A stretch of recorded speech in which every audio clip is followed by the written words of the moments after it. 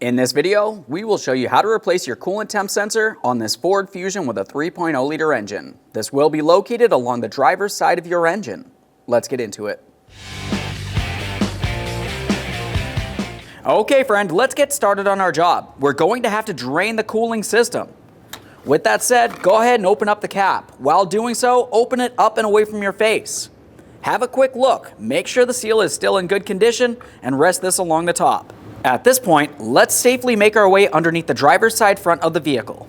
Now underneath the front of the vehicle, we're going to continue on with removing this plate that makes its way all the way across.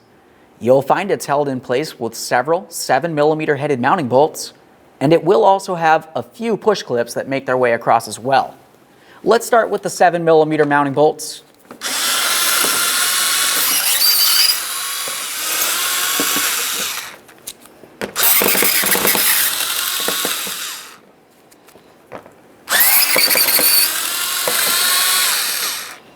With all those broken free, we'll continue on to those push clips.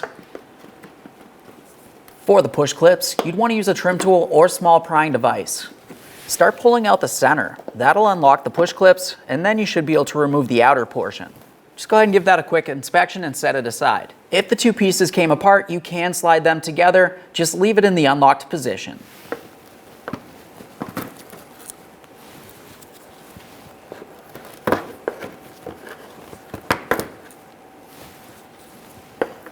Make sure you're holding onto the plate as you remove the final one. Slide the plate out of place and set it aside. The next thing we'll do is put a collection receptacle underneath the driver's side front. Looking up along the driver's side lower corner of the radiator is where you're going to find the drain for your cooling system.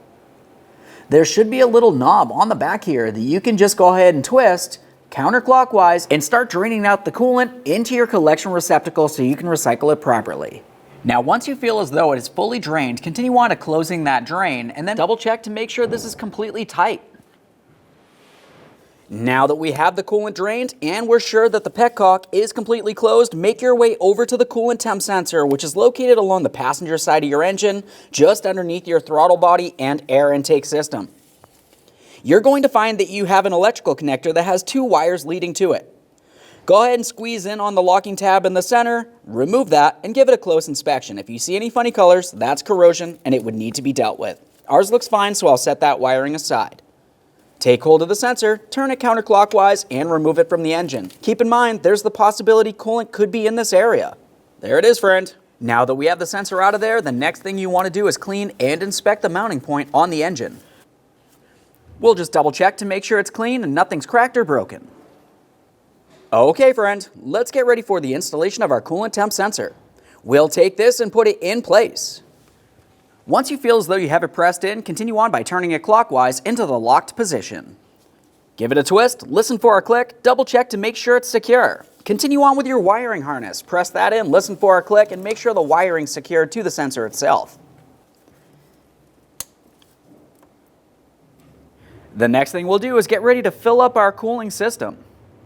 Now over at the cooling reservoir is where you're going to do so.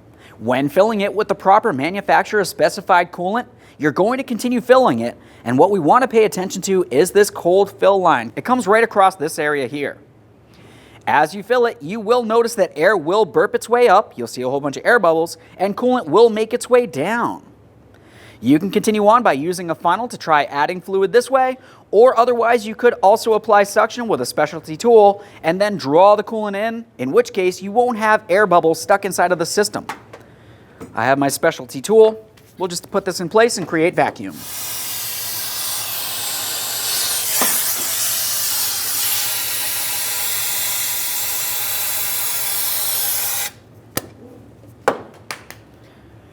At this point, I'm going to double check to make sure everything's seated properly by confirming that I do hold vacuum inside of the cooling system. If you are not creating vacuum to draw coolant into the cooling system, you could also try to use a pressure tester. Apply a little bit of coolant inside of the system, and then you'd want to apply pressure to make sure no coolant's making its way out of an area that it shouldn't. I'll watch this for approximately 1 minute, confirming that the needle does not drop into the yellow, or worse, into the red. Okay, it looks like it's still holding pressure here. I'm going to continue on by releasing the vacuum here. It's going to draw the coolant straight into the cooling reservoir. Now, since I don't want to overfill my container here, I'm just going to release that vacuum, remove my tool, confirm that we are at the cold fill line. At this point, the next thing that you will want to do is go ahead and start up the vehicle. Let it run and get up to normal operating temperature. Once it's reached normal operating temperature, the cooling fans should turn on. While this is all happening, you should be paying attention to the reservoir right along here and just keep topping off the fluid up to that fill line. Once you're sure you burped all the air out of the system, continue on with your reservoir cap. With all that said, go ahead and clean up your mess, check for leaks, close the hood, and take your vehicle for a road test. Thanks for watching. When only the best will do, demand TRQ. The only company that lets you view before you do. TRQ is committed to offering the highest quality aftermarket auto parts that are engineered for peace of mind. Thanks for using and viewing with TRQ.